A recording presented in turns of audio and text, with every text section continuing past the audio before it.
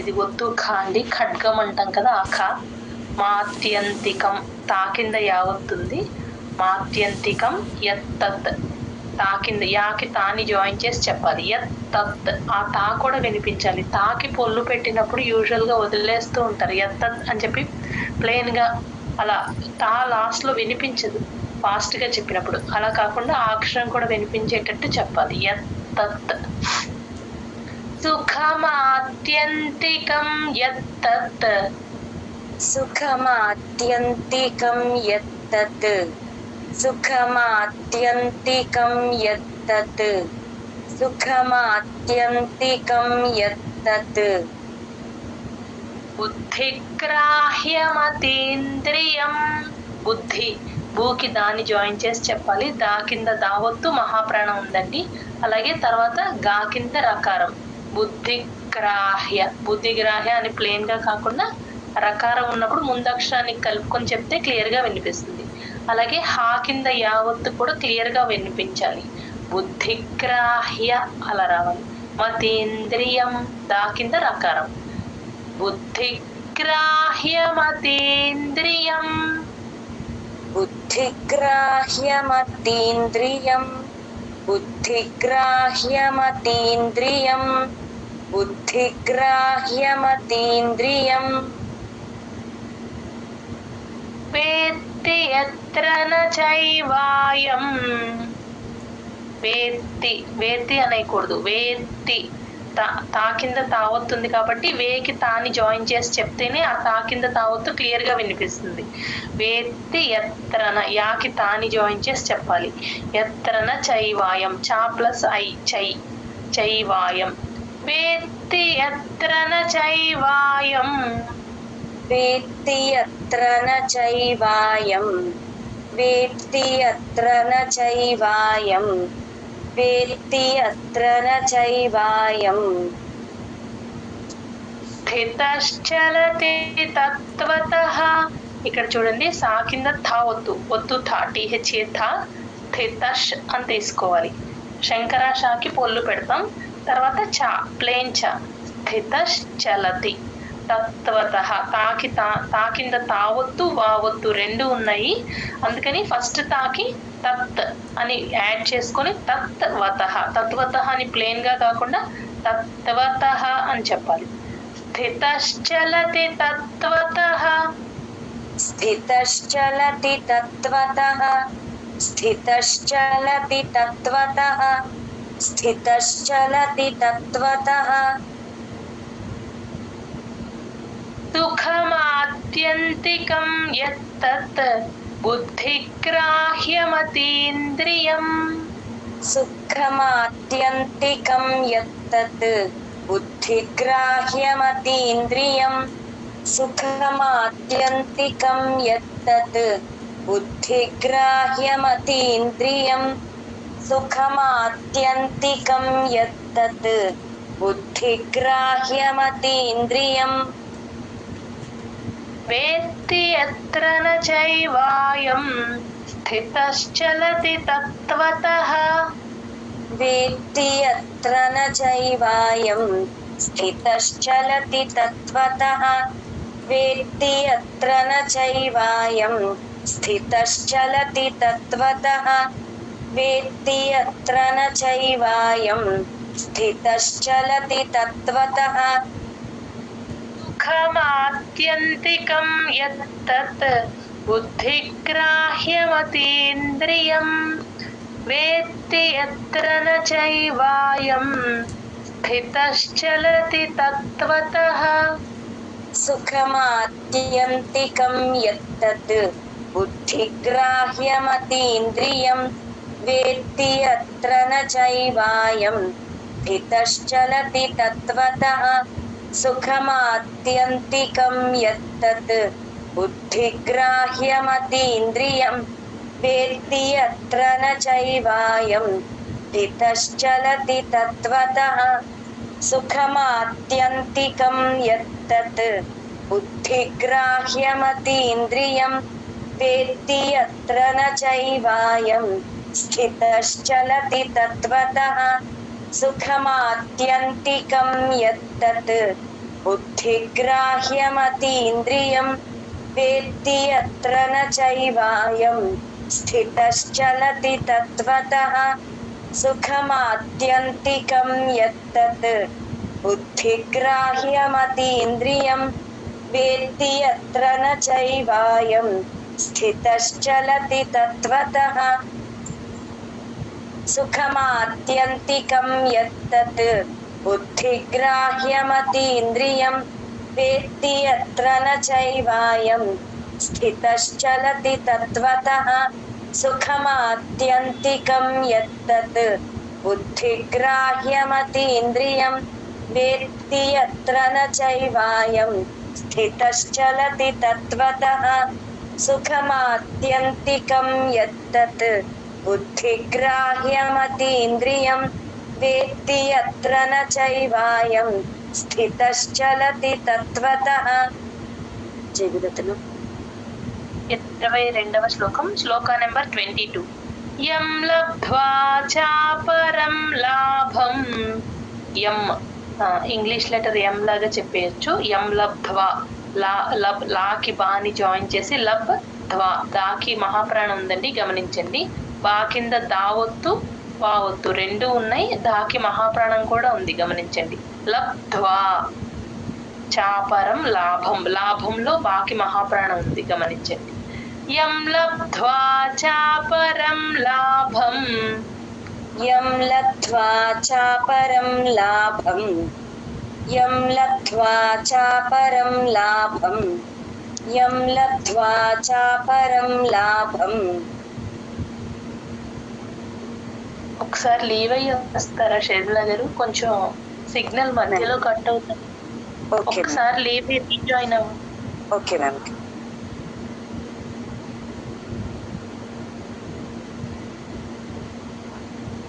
చెప్పనా మ్యామ్ ఇప్పుడు? మన్యతే నాధికం తతః. మన్యతే నా కింద యావత్తు, మన్యతే నాధికం, ధీకి మహాప్రాణం ఉంది గమనించండి. తతః అంతే. మన్యతే నాధికం తతః. మన్యతే నాధికం తతః. మన్యతే నాధికం తతః. మన్యతే నాధికం తతః. యస్మిన్ స్థితో న దుఃఖేన. యస్మిన్ స్థి, ఆ సా కింద ఒత్తు థాటిహెచ్ థా ఎప్పుడు వచ్చినా సరే కరెక్ట్ గా పలకాలి. స్థి అని మహాప్రాణం వినిపించేటట్టు పలకాలి. మామూలు ప్లెయిన్ గా స్థితో అనేయకూడదు. స్థితో వినిపించాలి. ఒత్తు థా కూడా వినిపించేటట్టు చెప్పాలి. స్థితోన దుఃఖేన, దూ పక్కన విసర్గ హెచ్ లాగా రాసేసుకోండి. కా ముందు విసర్గ ఎప్పుడు వచ్చినా సరే హెచ్ సౌండ్ చెప్తాము, డియుహెచ్ అని రాసుకోండి. ఇక్కడ యూజువల్ గా దూకి మహాప్రాణం పెట్టేస్తూ ఉంటారు, అలా కాకుండా దుహ్, గాలి బయటికి వదలాలి. దుహ్ ఖేన, ఆ ఖాకి కూడా మహాప్రాణం వినపడేటట్టు చెప్పాలి. యస్మిన్ స్థితో న దుఃఖేన. యస్మిన్ స్థితో న దుఃఖేన. యస్మిన్ స్థితో న దుఃఖేన. యస్మిన్ స్థితో న దుఃఖేన. గురుణాపి విచాల్యతే. ఇక్కడ అన అండి, కరెక్ట్ గా పలకాలి. గురుణాపి విచాల్యతే, లా కింద యావత్తు కూడా వినపడాలి. గురుణాపి విచాల్యతే. గురుణాపి విచాల్యతే. గురుణాపి విచాల్యతే. గురుణాపి విచాల్యతే. యం లబ్ధ్వా చాపరం లాభం మన్యతే నాధికం తతః. యం లబ్ధ్వా చాపరం లాభం మన్యతే నాధికం తతః. యం లబ్ధ్వా చాపరం లాభం మన్యతే నాధికం తతః. యం లబ్ధ్వా చాపరం లాభం మన్యతే నాధికం తతః. యస్మిన్ స్థితో న దుఃఖేన గురుణాపి విచాల్యతే. యస్మిన్ స్థితో న దుఃఖేన. गुरुणापि विचाल्यते यस्मिन् स्थितो न दुःखेन गुरुणापि विचाल्यते यस्मिन् स्थितो न दुःखेन गुरुणापि विचाल्यते యం లబ్ధ్వా చాపరం లాభం మన్యతే నాధికం తతః యస్మిన్ స్థితో న దుఃఖేన గురుణాపి విచాల్యతే యం లబ్ధ్వా చాపరం లాభం మన్యతే నాధికం తతః యస్మిన్ స్థితో న దుఃఖేన గురుణాపి విచాల్యతే యం లబ్ధ్వా చాపరం లాభం మన్యతే నాధికం తతః యస్మిన్ స్థితో న దుఃఖేన గురుణాపి విచాల్యతే యం లబ్ధ్వా చాపరం లాభం మన్యతే నాధికం తతః యస్మిన్ స్థితో న దుఃఖేన గురుణాపి విచాల్యతే యం లబ్ధ్వా చాపరం లాభం మన్యతే నాధికం తతః యస్మిన్ స్థితో న దుఃఖేన గురుణాపి విచాల్యతే యం లబ్ధ్వా చాపరం లాభం మన్యతే నాధికం తతః యస్మిన్ స్థితో న దుఃఖేన గురుణాపి విచాల్యతే యం లబ్ధ్వా చాపరం లాభం మన్యతే నాధికం తతః యస్మిన్ స్థితో న దుఃఖేన గురుణాపి విచాల్యతే యం లబ్ధ్వా చాపరం లాభం మన్యతే నాధికం తతః యస్మిన్ స్థితో న దుఃఖేన గురుణాపి విచాల్యతే. జై గురుదత్త. జై గురుదత్త. 23వ శ్లోకం, శ్లోక నెంబర్ 23. ఇది కొంచెం ఫస్ట్ పాదం కొంచెం హార్డ్, అంటే కొంచెం కష్టంగా ఉంటుందండి పలకడానికి కూడా, ప్లస్ ప్రొనౌన్సియేషన్ కూడా ఇది కొంచెం ఇంపార్టెంట్ శ్లోకనే ఇది. తం విద్యా దుఃఖ సంయోగ, తం విద్యాద్, అద్యా తర్వాత దాని యాడ్ చేసుకొని చెప్పాలి. విద్యాద్ దుఃఖ, డియుహెచ్, ఆ దు పక్కన విసర్గ హెచ్ సౌండ్ లాగా చెప్తాము. కా ముందు ఎప్పుడు విసర్గ వచ్చినా సరే హెచ్ సౌండ్. తం విద్యాద్ దుఃఖ సంయోగ, యా ముందు ఎప్పుడు సున్నా వచ్చినా సరే దాన్ని హాఫే చెప్తాం. సో నాసిల్ సౌండ్ వస్తుంది అనమాట, సంయోగ అని చెప్పి. పెన్సిల్తో కుదిరితే పెన్సిల్తో అందరూ పైన రాసేసుకోండి అమ్మా ఈ శ్లోకాన్ని మాత్రం. తం విద్యాద్ దుఃఖ సంయోగ, అంతే. తం విద్యా దుఃఖ సంయోగ, తం విద్యా మేము ఒక్కసారి చెప్పరా మ్యామ్. తం విద్యాద్, విద్యాద్, విద్యా తర్వాత దాకి పొల్లు పెడతాం కదా, విద్యాద్ అని తీసుకోండి. తం విద్యాద్ దుఃఖ సంయోగ, తం విద్యా దుఃఖ సంయోగ, తం విద్యా దుఃఖ సంయోగ, తం విద్యా దుఃఖ సంయోగ, తం విద్యా దుఃఖ సంయోగ. వియోగం యోగ సంజ్ఞితం, వియోగం యోగ సంజ్ఞితం, ఇక్కడ యం సౌండ్ అండి. సంజ్ఞితం, రెండు పెదాలు మూసేయాలి యం చెప్పినప్పుడు. యూజువల్ గా సంజ్ఞితం అనేస్తారు, అలా కాకుండా సంజ్ఞితం, యం సౌండ్ అక్కడ. ఆ జ్ఞా కూడా క్లియర్ గా వినిపించాలి. సంజ్ఞితం అలా రావాలి. వియోగం యోగ సంజ్ఞితం, వియోగం యోగ సంజ్ఞితం, వియోగం యోగ సంజ్ఞితం, వియోగం యోగ సంజ్ఞితం. నిశ్చయేన యోక్తవ్యః, నిశ్చ, నీ తర్వాత షాకి పొల్లు పెడతాం. నిశ్చ, చాతో ల్యాండ్ అవుతుంది. నిశ్చయేన యోక్తవ్యః, కా కింద తావొత్తు యోక్తవ్య. ఆ వా కింద యావత్తు కూడా క్లియర్ గా వినపడాలి. సనిశ్చయేన యోక్తవ్య. సనిశ్చయేన యోక్తవ్యః. సనిశ్చయేన యోక్తవ్యః. సనిశ్చయేన యోక్తవ్యః. యోగో నిర్విణ్ణ చేతసా. యోగో నిర్విణ్ణ అణా కింద అణ అనే ఒత్తుగా ఉంది, గమనించండి. నిర్విణ్ వాకి అణాని జాయిన్ చేస్తే కరెక్ట్ గా అణ కింద ఒత్తు క్లియర్ గా వినిపిస్తుంది. నిర్విణ్ణ అలా రావాలి.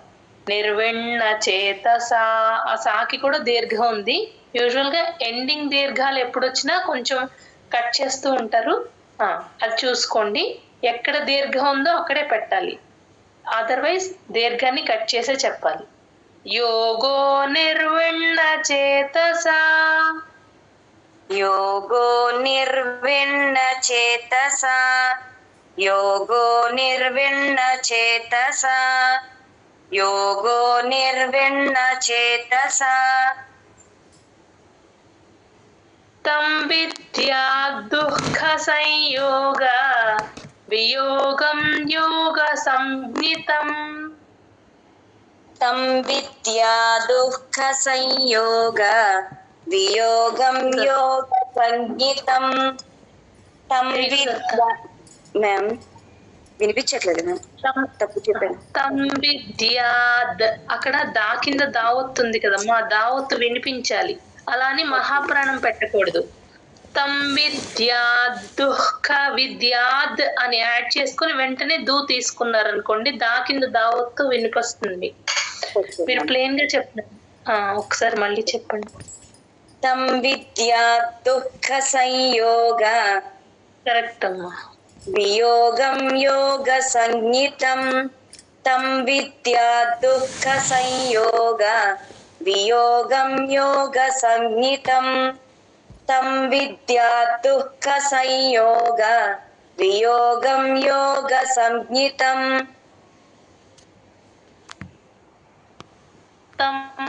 ఇంకొంచెం క్లియర్ గా రావచ్చు, అదొక్కటి మళ్ళీ చెప్పండి. దుఃఖ సంయోగమా మ్యామ్? నా వాయిస్ వినపట్లేదమ్మా, క్లియర్ గా లేదు. ఇప్పుడు బాగుంది మ్యామ్, ఇందాక వినపడలేదు, దీని ముందు వినపడలేదు.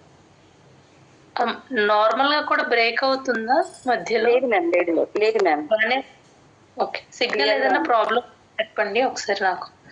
సంజ్ఞితం ఎం సౌండ్, సంజ్ఞితం చెప్పండి. Okay ma'am. తం విద్యా దుఃఖ సంయోగ వియోగం యోగ సంజ్ఞితం.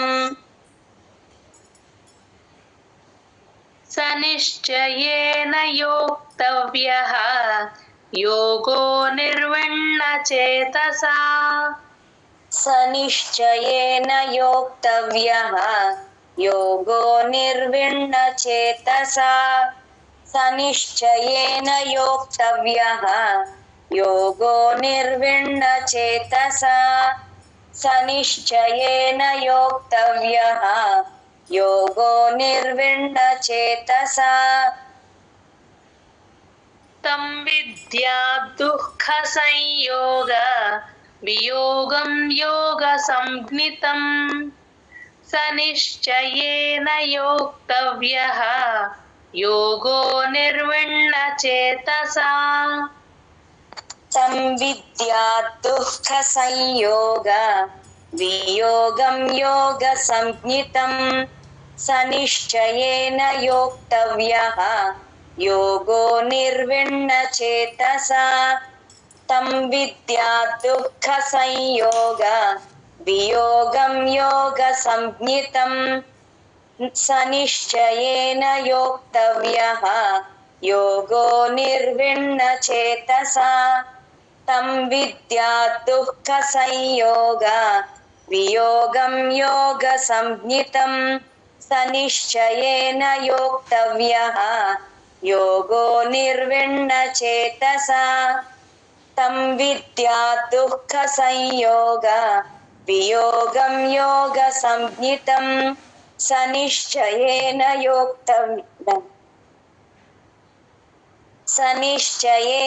యోక్తవ్యః యోగో నిర్విణ్ణ చేతసా తం విద్యాత్ దుఃఖ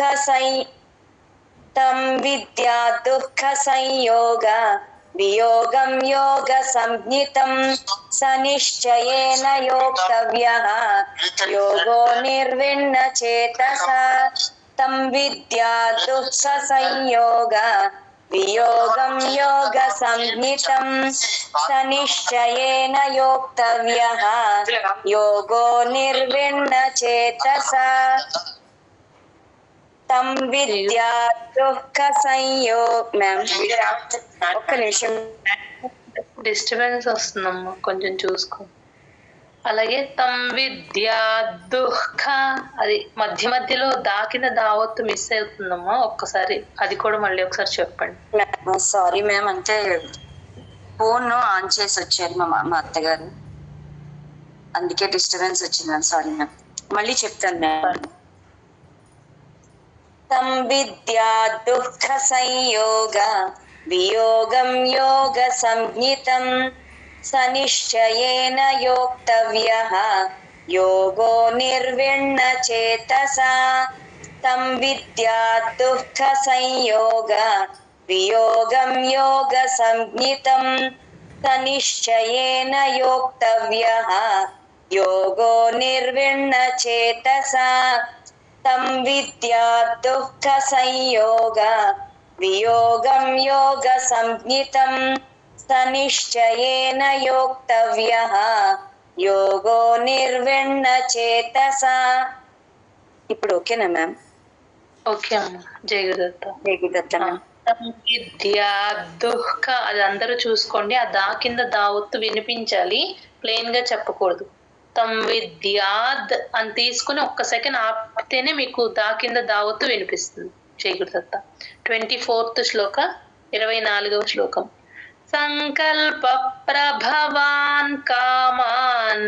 సంకల్ప తర్వాత పా కింద రకారం ఉందండి. సంకల్పకి పాకి పాని జాయిన్ చేసి చెప్పాలి.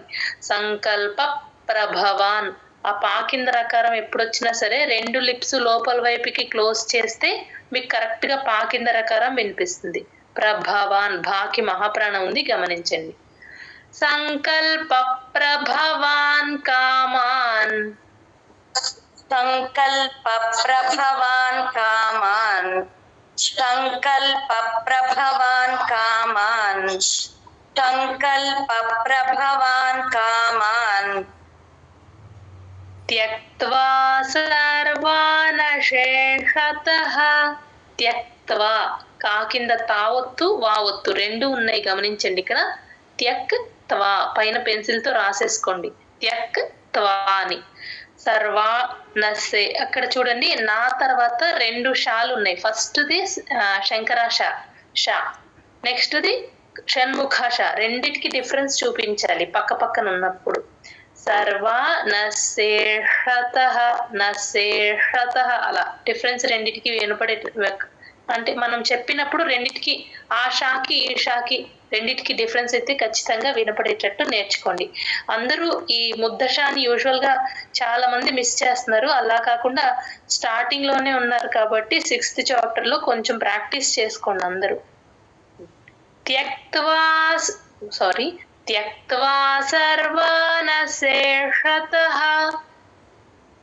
త్యక్త్వా సర్వానశేషతః. త్యక్త్వా సర్వానశేషతః. త్యక్త్వా సర్వానశేషతః. మనసైవేంద్రియగ్రామం. మనసై, సా ప్లస్ ఐ, సై. ఇక్కడ యూజువల్ గా ఏం చేస్తారంటే సా కింద సావత్తు పెట్టేస్తూ ఉంటారమ్మా, అక్కడ సావత్తు లేదు, సా ప్లస్ ఐ, సై అంతే. మనసైవేంద్రియ, దాకి రకారం ఉంది, రావత్తు. మనసైవేంద్రియ అని ప్లెయిన్ గా చెప్పకుండా మనసైవేంద్రియ గ్రామం, యాకి గాని జాయిన్ చేసుకొని చెప్పాలి, అప్పుడే గా కింద రకారం క్లియర్ గా వినిపిస్తుంది. మనసైవేంద్రియ గ్రామం. మనసైవేంద్రియ గ్రామం. మనసైవేంద్రియ గ్రామం. మనసైవేంద్రియగ్రామం వినియమ్య సమంతతః వినియమ్య చెప్పండి. వినియమ్య సమంతతః వినియమ్య సమంతతః వినియమ్య సమంతతః. ఇక్కడ మా కింద యావత్తు ఎప్పుడు వచ్చినా సరే అది కూడా వినియమ్య యా వినిపించేటట్టే చెప్పాలి. సంకల్ప ప్రభవాన్ కామాన్ త్యక్త్వా సర్వాన్ శేషతః. సంకల్ప ప్రభవాన్ కామాన్ త్యక్త్వా సర్వాన్ శేషతః. సంకల్ప ప్రభవాన్ కామాన్ త్యక్త్వా సర్వాన్ శేషతః. సంకల్ప ప్రభవాన్ కామాన్ త్యక్త్వా సర్వాన్ శేషతః. మనసైవేంద్రియగ్రామం వినియమ్య సమంతతః. మనసైవేంద్రియగ్రామం వినియమ్య సమంతతః. మనసైవేంద్రియగ్రామం వినియమ్య సమంతతః. మనసైవేంద్రియగ్రామం వినియమ్య సమంతతః. సంకల్ప ప్రభవాన్ కామాన్ త్యక్త్వా సర్వాన్ శేషతః. మనసైవేంద్రియగ్రామం వినియమ్య సమంతతః. సంకల్ప ప్రభవాన్ కామాన్ త్యక్త్వా సర్వాన్ శేషతః. మనసైవేంద్రియగ్రామం వినియమ్య సమంతతః. సంకల్ప ప్రభవాన్ కామాన్ త్యక్త్వా సర్వాన్ శేషతః. మనసైవేంద్రియగ్రామం వినియమ్య సమంతతః. సంకల్ప ప్రభవాన్ కామాన్ త్యక్త్వా సర్వాన్ శేషతః.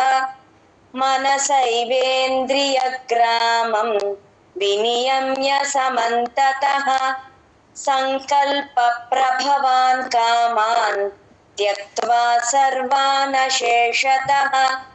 మనసైవేంద్రియగ్రామం వినియమ్య సమంతతః.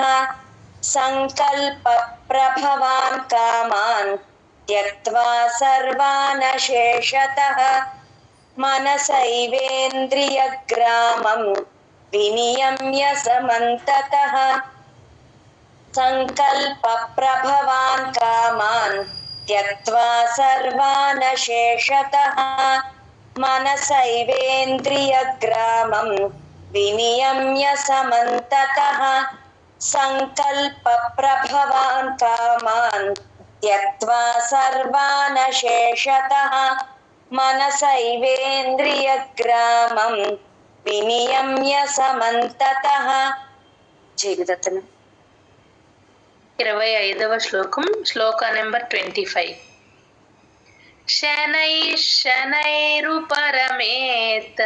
ఇక్కడ కొంచెం కేర్ఫుల్ గా చెప్పాలి. షా పక్కన నా ఎప్పుడు వచ్చినా యూజువల్ గా అణాలాగా వినిపిస్తుంది. అనా కాదు, అది నాలాగే చెప్పాలి మనం. అంటే ప్రొనౌన్స్ చేసినప్పుడు యూజువల్ గా అలా అణా సౌండ్ రాకుండా చూసుకోండి అందరూ. షా నా ప్లస్ ఐ నై శనైష్ అని తీసుకోవాలి. షా కింద షా వస్తుంది కాబట్టి ఆ నాకి షాని జాయిన్ చేసి చెప్తాము.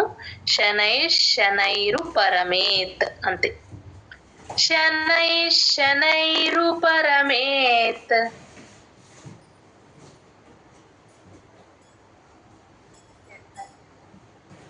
మ్యూట్ లో ఉన్నారమ్మా. Sorry ma'am. జై గురుదత్త మ్యామ్. శనై శనైరు పరమేత్. శనై శనైరు పరమేత్. శనై శనైరు పరమేత్. జయగుర్తమ్మా, జయగుర్తు. 1 సెకండ్. శనైష్, ఆ షా కింద షా వినిపించాలి. శనైష్. నా నై తర్వాత ష్ తీసుకోండి, షాకి పొల్లు పెట్టండి. అప్పుడు షా కింద షా ఒత్తు క్లియర్ గా వినిపిస్తుంది. శనైష్ అని ఒక్క సెకండ్ ఆపితే షా కింద షా క్లియర్ గా వినిపిస్తుంది. Okay ma'am. శనైశ్శనైరుపరమేత్ శనైశ్శనైరుపరమేత్ శనైశ్శనైరుపరమేత్ బుద్ధ్యా ధృతి గృహీతయా. బుద్ధ్యా ధా కింద దావత్తు మహాప్రాణం అలాగే యావత్తు అన్ని వినపడేటట్టు చెప్పాలి. భూకి దాన్ని జాయిన్ చేసుకొని బుద్ధియా ఇక్కడ యాతో ఎండ్ అవుతుంది. బుద్ధియా ధృతి దా కింద మహాప్రాణం ఉంది అలాగే వట్రసుడి కూడా ఉంది. ఎలా చెప్పాలంటే ఇది ధృ అంతే ధృ అలా చెప్పాలి. మహాప్రాణం వినిపించాలి అలాగే వట్రసుడి తేల్చాలి. ధృతి అంతే. గృహీతయ గృకి మనం స్ట్రెస్ ఇవ్వకుండా ప్లెయిన్ గా చెప్పాలి. అంతే. గృహీతయ అలా రావాలి. బుద్ధ్యా ధృతి గృహీతయా. బుద్ధ్యా ధృతి గృహీతయా బుద్ధ్యా ధృతి గృహీతయా బుద్ధ్యా ధృతి గృహీతయా. ఆత్మ సంస్థం మనః కృత్వా. ఆత్మ సంస్థం సా కింద వద్దు థా సంస్థం మనః నా పక్కన విసర్గ హెచ్ సౌండ్. కా ముందు ఎప్పుడు విసర్గ వచ్చినా హెచ్ సౌండ్ లాగే చెప్తాము. ఆ మనకి హాని జాయిన్ చేసి మనః అని అలా గాలి బయటికి వదలాలి. మనః కృత్వా క్రూ తేల్చి చెప్పాలి. తా కింద వావత్తుని ఉంది కాబట్టి క్రూకి తాని జాయిన్ చేసి చెప్పాలి. కృత్వా అని ప్లెయిన్ గా కాకుండా కృత్వా అప్పుడే తా కింద వావత్తు క్లియర్ గా వినపడుతుంది. ఆత్మ సంస్థం మనః కృత్వా. ఆత్మ సంస్థం మనః కృత్వా ఆత్మ సంస్థం మనః కృత్వా ఆత్మ సంస్థం మనః కృత్వా. న కించిదపి చింతయేత్.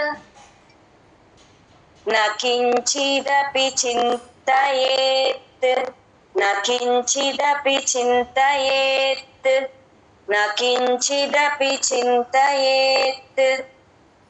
శనైశ్శనైరుపరమేత్ బుద్ధ్యా ధృతి గృహీతయా. శనైశ్శనైరుపరమేత్ బుద్ధ్యా ధృతి గృహీతయా శనైశ్శనైరుపరమేత్ బుద్ధ్యా ధృతి గృహీతయా శనైశ్శనైరుపరమేత్ బుద్ధ్యా ధృతి గృహీతయా.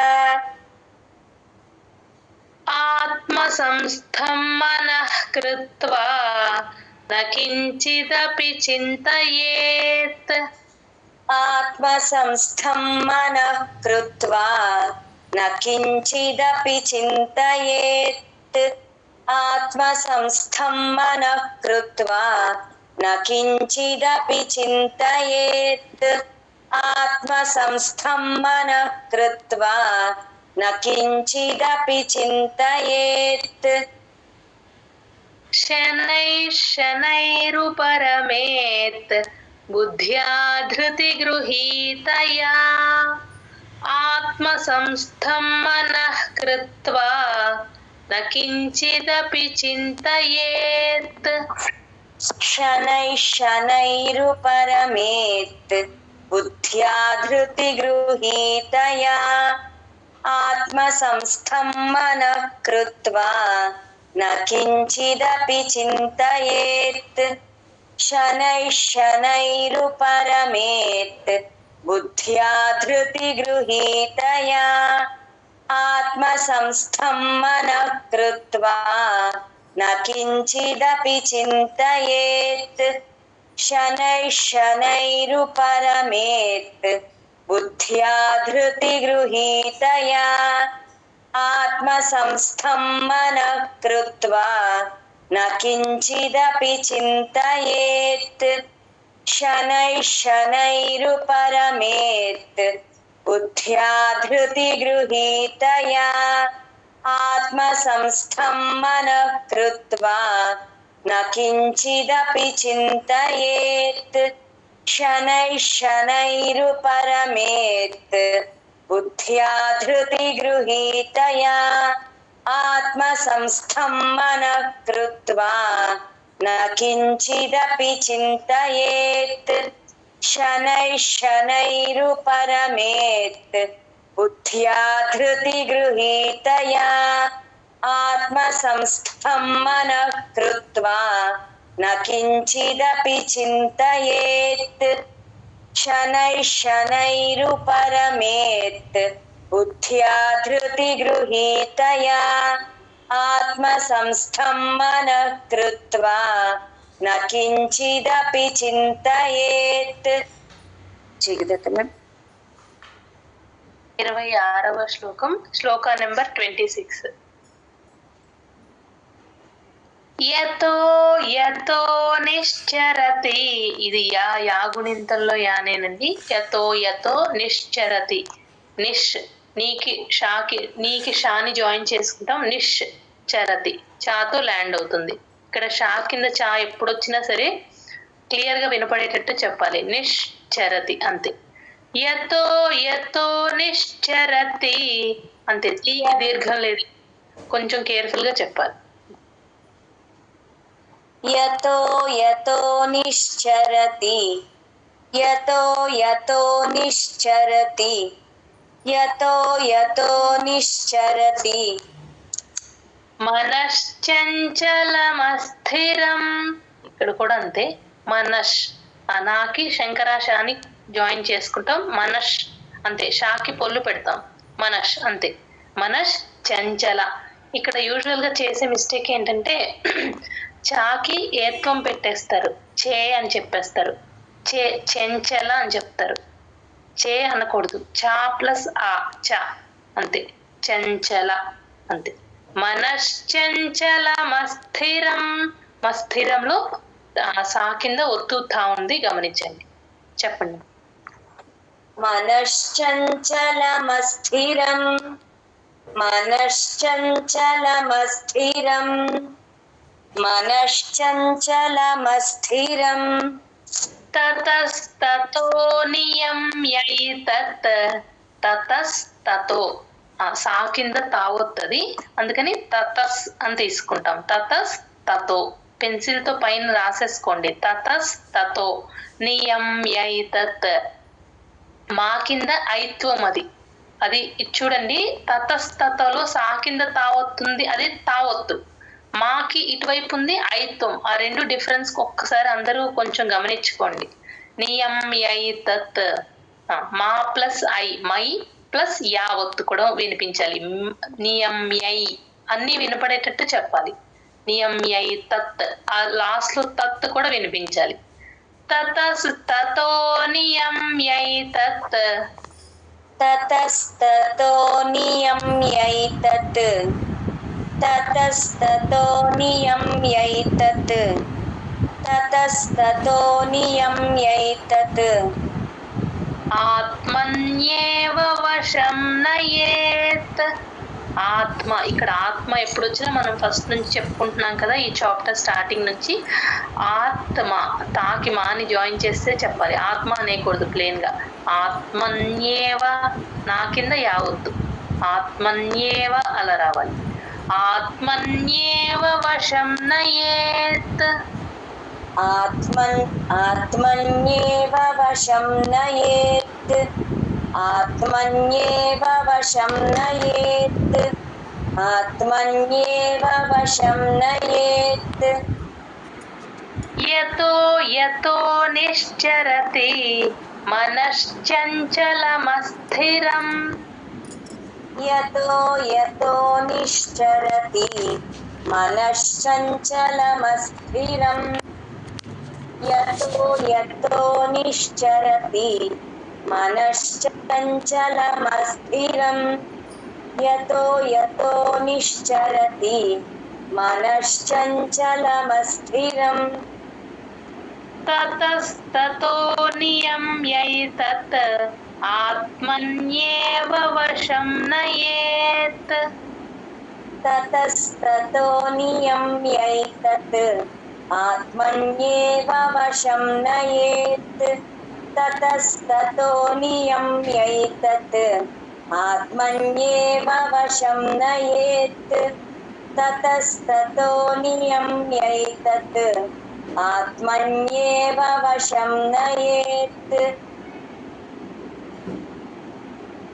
यतो यतो निश्चरति मनश्चञ्चलमस्थिरम् ततस्ततो नियम्यैतत् आत्मन्येव वशं नयेत् यतो यतो निश्चरति मनश्चञ्चलमस्थिरं ततस्ततो नियम्यैतत् आत्मन्येव वशं नयेत् यतो यतो निश्चरति मनश्चञ्चलमस्थिरं ततस्ततो नियम्यैतत् आत्मन्येव वशं नयेत् यतो यतो निश्चरति मनश्चञ्चलमस्थिरं ततस्ततो नियम्यैतत् आत्मन्येव वशं नयेत्